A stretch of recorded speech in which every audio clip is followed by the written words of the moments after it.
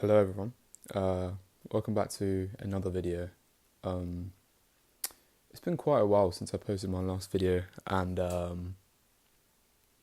yeah, it's just been really busy for me honestly, and so I haven't really had time to post and record and edit a video.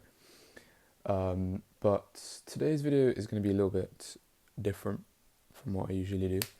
I kind of just want to talk about what I'm reading at the moment and what I've read since I recorded the last video. I'm pretty sure when I was recording that, I was reading... What was I reading? I just finished reading Stoner by John Williams, which was an amazing book for sure. I did post a video on that, so if you're interested on my take and what I sort of gained from the book, I definitely recommend go checking that video out. But as I mentioned, I just want to talk about the books I've read between that time period and now, as well as the books I am reading now as well. So right after I finished Stoner, I read this meaty book, Pachinko by Min Jin Lee. And this book, I heard a lot of stuff on TikTok, especially on TikTok, and saying that this book is really good. And one of the creators I really like watching, who sort of does book talk and all this stuff, said that this was his favourite book. So I was like, you know what? I kind of don't really have anything on the TBR. So I was like, you know what? I'll just pick this up and see how it is.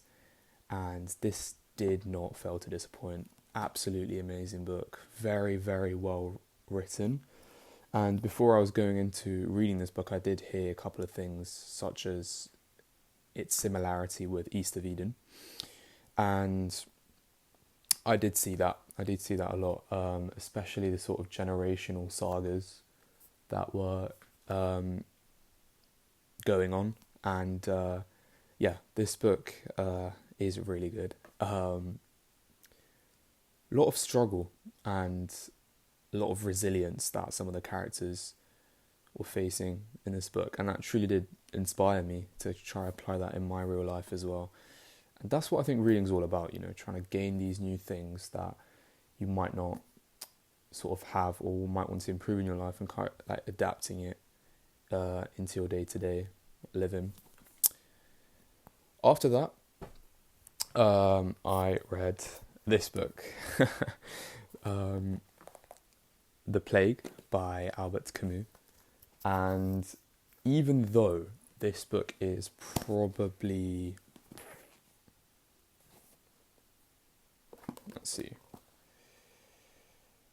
just over two times the size of this book was hard to read. This book was really, really hard to read. And it's not that the story was bad, because the story wasn't. It was really interesting. But wow, I wanted to read some of Camus' work because after researching a little bit about absurdist philosophy a couple months ago, I was like, okay, I just really want to read, The Myth of Sisyphus and his other plays and other books. But my literary sort of understanding was not as good then, and obviously that's my aim. One of my aims while reading is to sort of develop that and be able to read and challenge myself with complex pieces of literature and philosophy. But to say that this was challenging is an understatement. I've read some hard books in the past, Wuthering Heights, Crime Punishment, but this was hard to read. I sort of had to stay focused, especially after a book like this where you're following this really fast-paced story where across chapters, years have gone by, different settings and stuff, but this book is quite stagnant, but in a good way, in a really good way, because you can really get to understand what people are thinking and understand how they're feeling as well.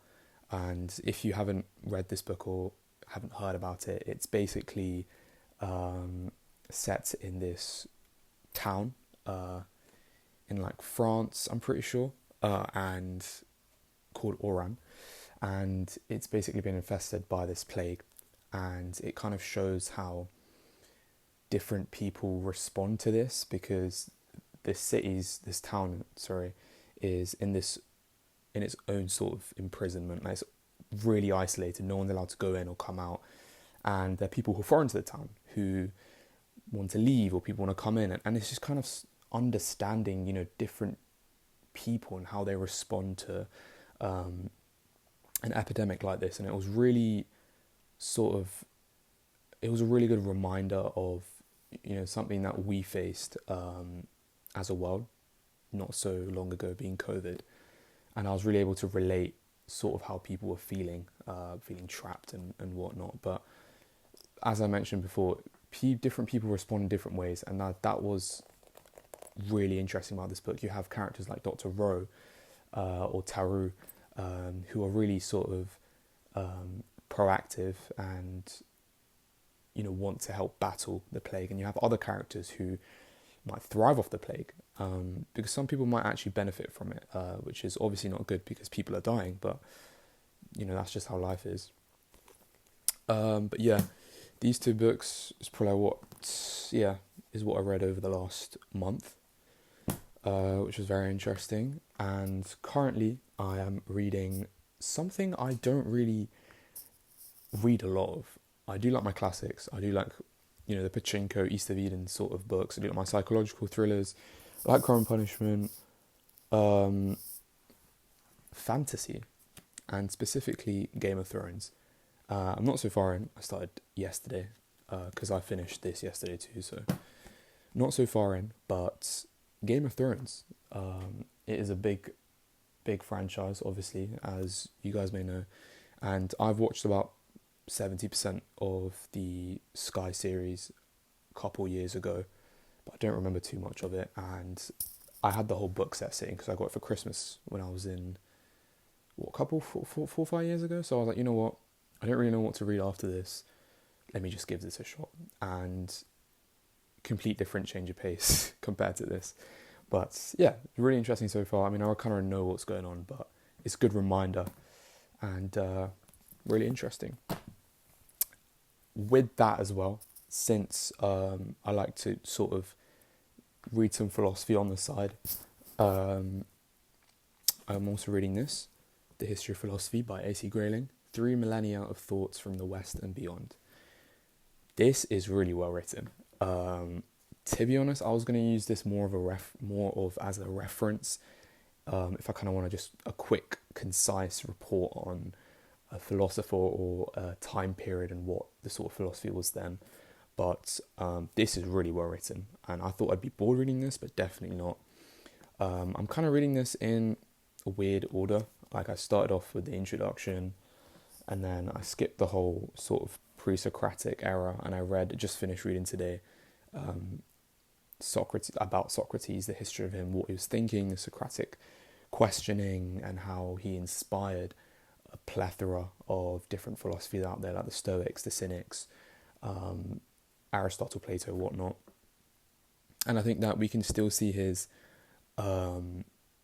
influence today, because a lot of universities use Socratic questioning, and I think it's really important for everyone to implement Socratic questioning, because it's one thing to sort of accept something and not question it, and you're sort of not using your brain. It's kind of like all I want to say is, Socrates, I do understand that he's a great man now. I mean, obviously you'd hear it from before, just saying like, oh, Socrates, Aristotle, Plato, but like, once you really understand what Socrates did and who he was, you do see the effect that he's had on a lot of things.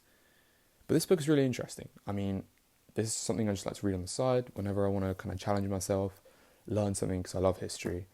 And this is sort of like the entertainment Netflix, the way I like to think about it. But yeah, I mean, that's what I'm reading so far. As I said, a little bit of a different video today.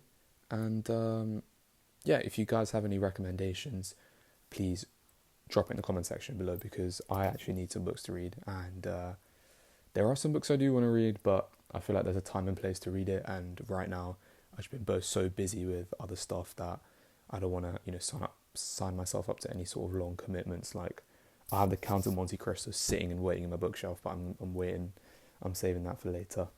So yeah, as I said, just drop any recommendations you guys might have, and I do definitely want to check them out.